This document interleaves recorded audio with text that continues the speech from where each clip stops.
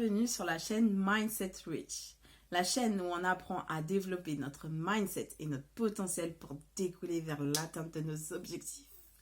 Ok, aujourd'hui nous allons aborder 4 types de solitude. Bon, ça ressemblait pas à 4 ce que je viens de faire,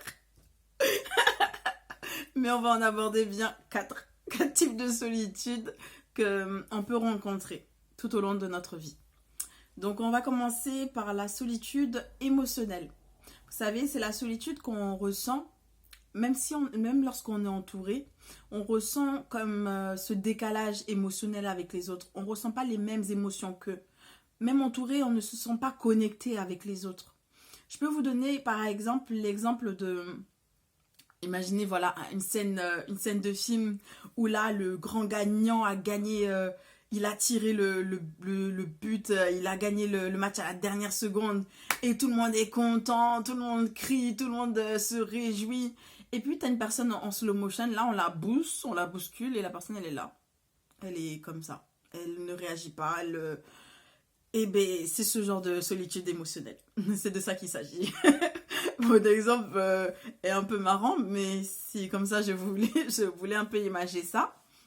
Et en fait, ce type de solitude où tu es là, tu es entouré, même dans une atmosphère favorable, même dans un moment de réjouissance, mais toi, tu ne ressens pas la même chose que les autres. Tu es décalé. On peut ressentir en général cette solitude-là lorsqu'on a eu la perte d'un être cher. Ça le fait. On peut être entouré. Des personnes vont nous entourer, ils vont être là, ils vont essayer de nous faire passer le temps, essayer de nous donner le sourire, mais au fond, on se sent vide. On se sent vraiment décalé, déconnecté des autres. Et vraiment, c'est quelque chose de pas facile à passer. Et pour y être passé, c'est vraiment particulier. C'est désagréable, mais c'est pas net, c'est bizarre. Je préfère dire que c'est pas net. C'est illicite. Bon, mais c'est un peu ça. Donc ça, c'est vraiment pour la solitude émotionnelle. Maintenant, le deuxième type de solitude, ça va être la solitude, on peut dire physique. Donc la solitude physique qu'on peut ressentir lorsqu'on se retrouve tout seul. Donc voilà, on a eu l'habitude d'être entouré, et là, d'un seul coup, on se retrouve seul. Il n'y a plus personne. Vous vous retrouvez tout seul.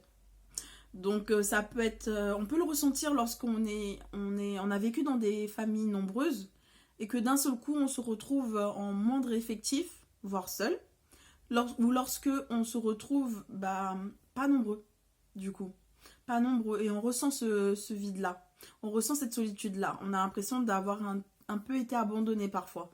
Il y a ce sentiment d'abandon et de rejet parfois qui peut y être associé. Donc ça, c'est vraiment le côté de la solitude physique. Donc pour le troisième type de solitude, on a la solitude relationnelle. Donc la solitude relationnelle, c'est lorsque on ne se sent pas appartenir à un groupe. Lorsque on se sent seul, qu'on n'est pas connecté avec d'autres personnes, dans le sens où on n'appartient pas à un groupe, on n'a pas rejoint un groupe, on n'est pas avec des personnes qui partagent les mêmes opinions ou les mêmes valeurs que nous. On se sent vraiment, on sent cette solitude-là en fait, de par cette distanciation donc sociale. Donc ça va être aussi le fait de ne pas adhérer à un groupe, que ce soit sur les réseaux sociaux, comme ça peut être dans la vie réelle, dans la vie de tous les jours.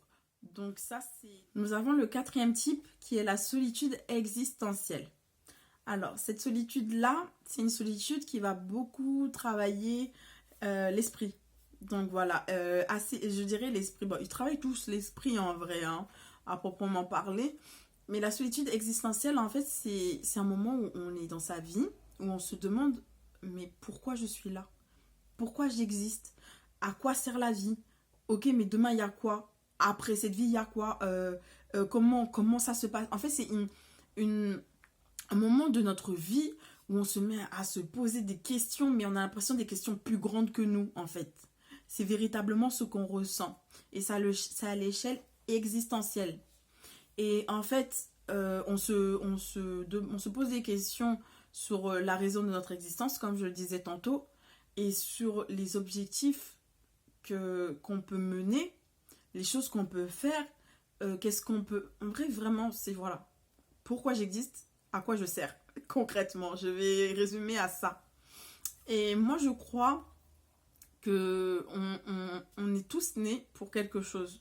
On a un but. Je crois en Dieu et je crois que Dieu nous a permis d'être en vie pour accomplir quelque chose. Donc si on a encore le souffle de vie, c'est parce qu'il y a quelque chose qu'on doit accomplir et que ça soit grandiose ou non, on a tous quelque chose à apporter, une pierre à mettre à l'édifice. Et véritablement, lorsqu'on a ça en tête, on a moins ce regard-là de se dire, mais en fait, ma vie va servir à rien. Je suis là, ça vaut comme si je n'étais pas là. Il y a des personnes qui se posent vraiment, qui ont vraiment ces pensées-là. Et ça tombe bien sur la dépression, après sur l'envie de suicide. Tout ça, c'est vraiment des choses vraiment graves qui tombent sur quelque chose d'assez sombre, en fait. Lorsque ça commence par les crises, des questions de crise existentielle. Et des personnes, ils vont jusqu'à là. Donc, en fait, je pense qu'il est important que chacun trouve un objectif de vie, des missions de vie, des choses à accomplir dans sa vie, un objectif. Car je pars du principe que l'être humain, sans objectif, l'être humain n'est pas bien. N'est pas bien comme il est, mais je veux dire mentalement, psychologiquement, il n'aura pas l'impression de progresser, d'avancer. Lorsque tu ne progresses pas et tu stagnes dans ta vie, tu te sens très très malheureux. Très. Tu te sens comme s'il n'y avait rien d'en changer. Et il n'y a rien de plus frustrant que de se dire, ok, j'ai pris des années, 5 ans est passé, 10 ans est passé, mais je suis encore au même point, au même stade de ma vie que j'étais il y a 10 ans, quoi. Et il y en a qui le vivent très mal. Et tout bonnement pour plusieurs raisons, hein, dont l'une principale, c'est qu'ils n'ont pas défini leurs objectifs, ils n'ont pas défini un but en fait, ils n'ont pas compris pour quel but ils étaient là sur cette terre et ils se donnent pas les moyens de le faire. Bon, ça c'est une petite parenthèse, je la ferme, mais pas ma bouche la parenthèse. Et du coup, pour vous donner les quatre types de solitude, les quatre types de solitude qu'on peut connaître. Donc, je répète, la solitude existentielle, la solitude relationnelle, la solitude physique et la solitude émotionnelle.